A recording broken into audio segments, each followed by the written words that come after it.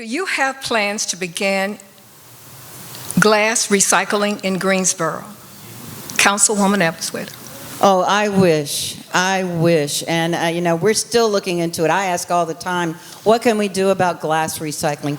The problem is that overseas they quit accepting glass because it would either come contaminated or, there were a myriad of reasons. So we went through that, and our recycling companies no longer accept glass. So this has been a huge problem.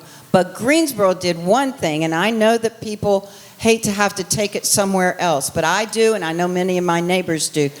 What we did was we found a company who would take it, and they melt it down and use it for other things. So Greensboro is on the cutting edge of trying to find solutions to problems, and we help guide them by doing that. So yes, I would love to resume glass recycling. Much easier, but I will also do everything I can to make sure that the glass in my home goes to the proper place.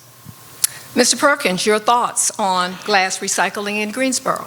I think it's something that we used to do until too many pieces of glass got broken in the bottom of those cans and it contaminated the whole load, and we ended up throwing away much more than we were recycling.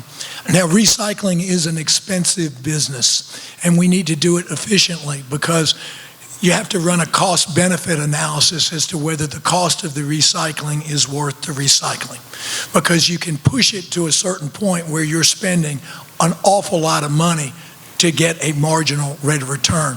Like Ms. Abuzawader said, certain companies go off and on in terms of what they will accept and what they'll pay to recycle because of the markets. These are scrap markets, and they vary from time to time. And you don't want to go ahead and put yourself in such an economic burden that you jeopardize your recycling vendor or put the city in a big hole. Next.